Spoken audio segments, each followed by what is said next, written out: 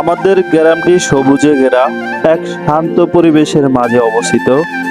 চারপাশে ধান ক্ষেত, নারকেল ও সুপারি গাছের সারি, আঁকাবাঁকা মেঠো পথ। আমাদের গ্রামের এই বিলটি অনেক বড় ঐতিহ্য আছে। যে বিলটি দেখতে পাচ্ছেন, এটাতে বাংলাদেশ পেট্রোলিয়াম বাফেক্সের গ্যাস প্ল্যান্ট হবে। এখানে ভূমি অধিগ্রহণ করা হয়েছে।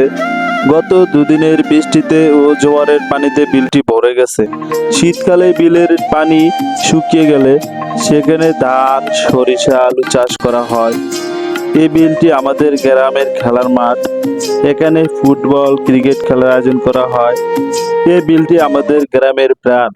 এটি শুধু একটি বিল নয়, এটি আমাদের সংস্কৃতি, জীবিকা, আনন্দ আর ভালোবাসার প্রতীক।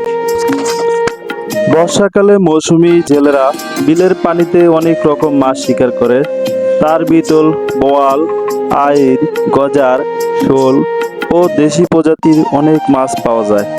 বিলে অনেক অতিথি পাখি আসে। বিলের হাঁসের পাল ভেসে বেড়ায়।